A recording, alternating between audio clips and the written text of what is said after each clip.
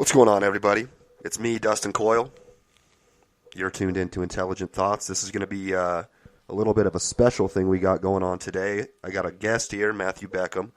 We're going to be doing an MLB show here, a little bit of a preview for the 2019 season. It's been about a week in progress so far. We're going to talk a little bit about the last week, things that are interesting, hot starts, cold starts, contracts. Obviously, was one of the biggest things in the off season this year.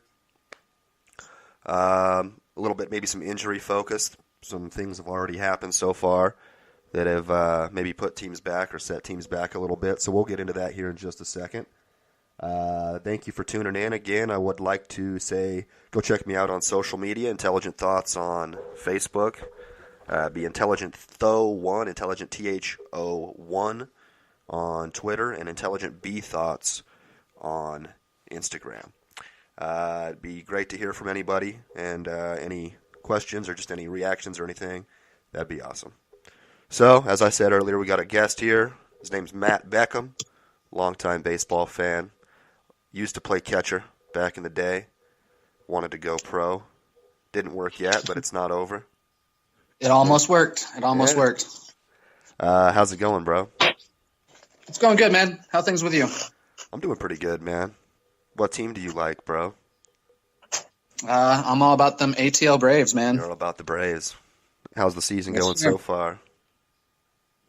We're off to a little bit of a slow start, man. I mean, they started 0-3, played the Philadelphia Phillies right out the gate with three games. Yeah. But we beat the Cubs last two games in a row, so trying to turn it around. Who do they got going today? Obviously, that Phillies series was rough. I mean, that was Bryce Harper came out of the gate pretty damn hot. Other than that first game, I think he didn't get a hit, but after that, he obviously lit it up. And then, like we were just talking about before the show, the Phillies' whole lineup has been hitting. Like you said, McCutchen with a couple leadoff homers, Maikel Franco with 3 homers at this point. And that was a pretty tough way to start the season for sure. But the Phillies look really good, man. They made us look like we weren't ready for the start of the season. That lineup looks like it's really long. Yeah, it's ridiculous, isn't it? And even the pitching, Aaron Nola, I think he gave up a few runs last night. I'm pretty sure they lost. I actually can't really remember. But, Aaron Nola's a stud. Who else did they? Oh, Arrieta. Arrieta pitched pretty well at the end of last season. Probably going to be, pretty good at least for number 2 or number 3 maybe. Yeah, the Phillies made a lot of big pickups in the offseason. They're probably out there at the end contending with the best of them. Yeah, unfortunately. I was actually just looking at the odds to win the NL pennant, and they were second behind the Los Angeles Dodgers. I mean, I honestly, they've been playing great, obviously, but I don't think I don't think it's going to happen this year. I'm still not necessarily a Bryce Harper believer, and I don't know. I mean, that would just be a pretty serious, and they did get a lot of good players, but I mean, McCutchen didn't do a whole lot last year. He didn't help San Francisco much, and then with the Yankees, didn't help them much. Obviously, they played pretty bad in the postseason.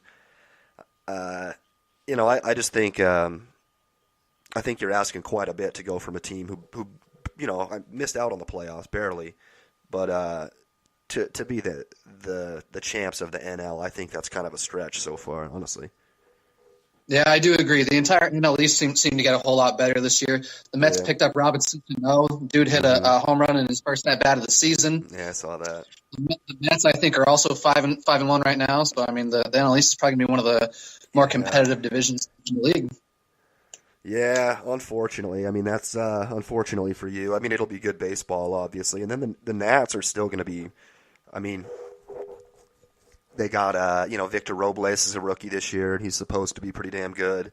Juan Soto, obviously, coming back for his second season.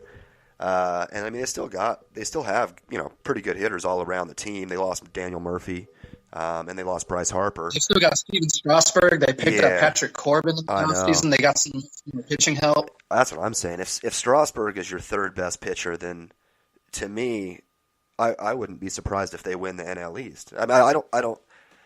I'm probably not on the Mets bandwagon either. I do love DeGrom quite a bit, but I mean, to me, if Strasburg can stay healthy and he's your third best pitcher, then I think they might be the team to beat. Yeah, no, I mean they've been the team to beat for a few years in a row, especially when they had Bryce Harper. Everybody seems to be a huge Bryce Harper fan.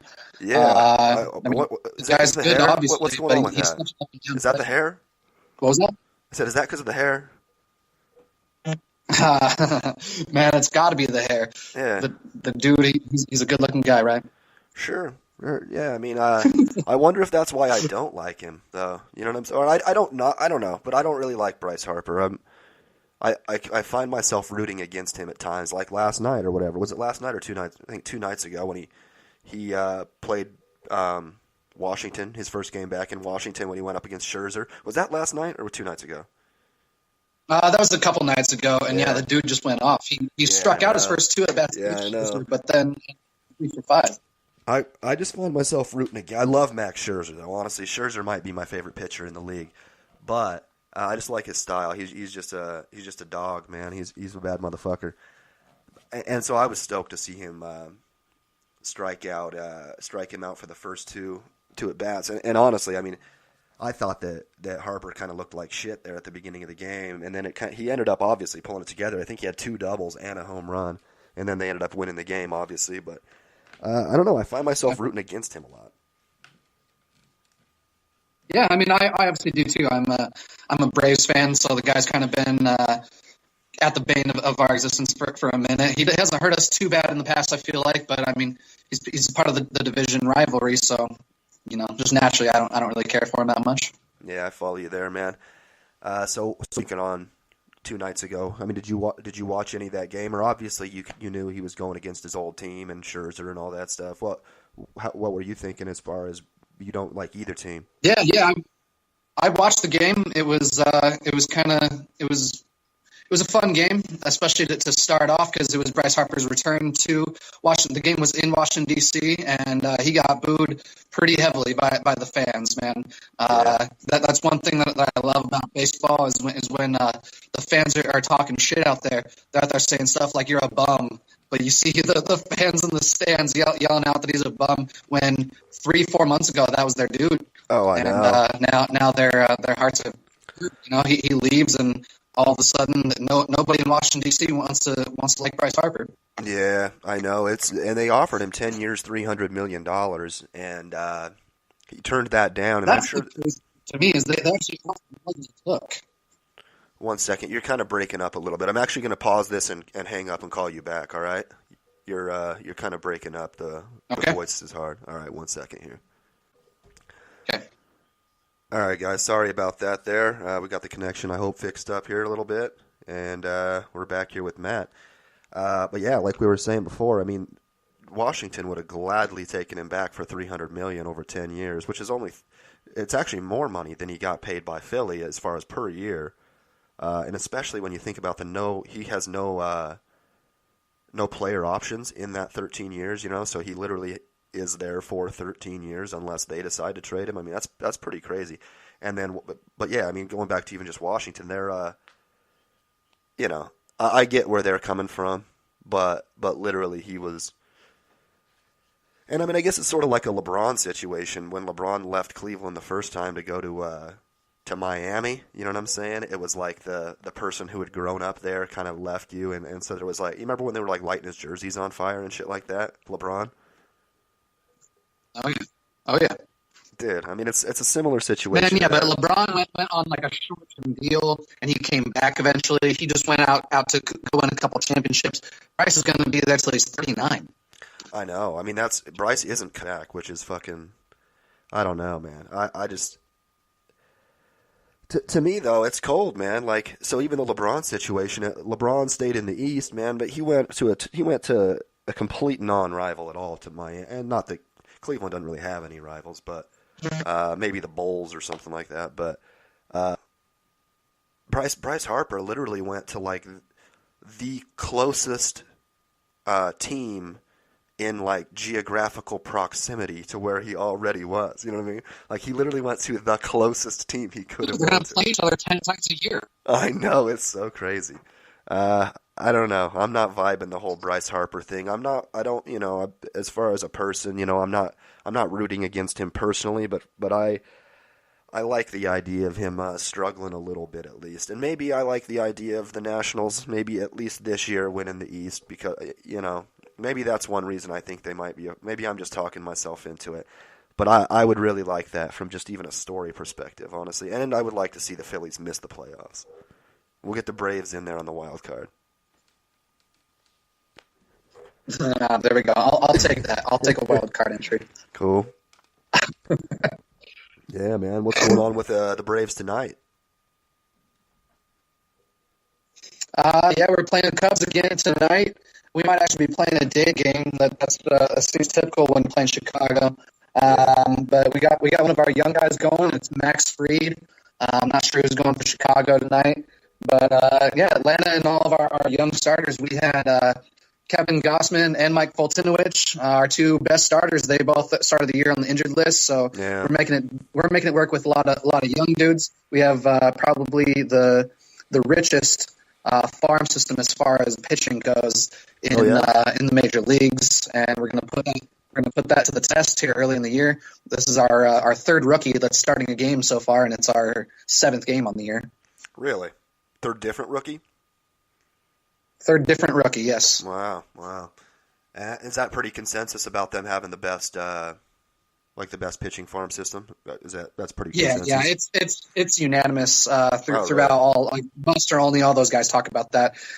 They were on on those lists of top 10 farm systems in the offseason. Yeah. They were number 2 on that list behind I believe San Diego, and I think 7 of our top 10 prospects are all pitchers. Really? Yeah, Well, and they've we already have brought up a lot of the prospects that are position players like Acuna and Albies and stuff like that. They brought them up in the past couple of years so I mean it makes sense that the people that they have left are on the other side, Yeah. I think that 5 of our top 10 are in the top 100 of the top 100 prospects list, and Overall. 4 of those 5 are pitchers. Wow. So really, that's pretty extreme. I mean, obviously that bodes well for the future. The pitching staff right now is, not the strongest. I mean, it's definitely worse than Washington in the East. It's probably worse than the Mets, and so I mean that'll be huge. Probably worse than Philly. They got Arrieta and Noel, like we were talking about. But I was looking at the lineup. Atlanta's lineup is ill all the way through, pretty much. I mean, where are we at here? I'll even pull it up right quick. I mean, obviously they signed Josh Donaldson, who's struggling a little bit right now, but that's obviously a big bat there. Freddie Freeman had a fantastic last year. Obviously Acuna, who's everybody's favorite player. Markakis, Albies, and even the players like Swanson, who's not a great hitter and stuff. I mean, he's so much better than everybody defensively that it kind of works out pretty well, And he's finally finding some opposite field power. He's hit 2 home runs so far, and his first career opposite field home run came just last night. Really? So they're looking at him getting better offensively. So yeah, I mean, and you figure that would be the case. He's a pretty small guy overall, so. Well, he's the number 1 pick overall. The Diamondbacks picked him number 1, I think, in 2015. Yeah, I remember that. I mean, he was the bee's knees. I think that was like the same like Andrew Benintendi season or something like that, where I'm pretty sure. I think they might have played college ball together, and then Benintendi got picked in the high first round. But Swanson was the man coming out of that draft. I do remember that for sure. I mean, that's pretty goddamn good, honestly. Pitching isn't great. Playing the Cubs, who somehow I have no idea how the Cubs are losing, honestly. The Cubs if you go back 2 years ago or whatever, when they won the World Series, maybe 3 years ago, was it 2 years or 3? Either way. I mean, they seemed like they were going to be like a dynasty, honestly. You know what I mean? Bryant and Rizzo. I agree. Javi Baez and what's his name? The shortstop, Russell? Addison Russell. Yeah, Addison Russell. I mean, and then obviously the pitching game. I mean, they got rid of Arrieta, which I don't know. I think that was probably a bad move for the Cubs, honestly. I mean, he probably is getting paid more than he should be getting paid, but you have to kind of do it. This is one thing the Yankees and the Red Sox do, and probably the Dodgers do well, is you have to pay to get to win. I mean, literally, you know what I mean? Like you can't just let somebody go and expect to still win. You know what I mean? In baseball, where you don't have a salary cap. So I mean, I think they kind of fucked that up by letting him go. You know, they're still pretty good, but I actually just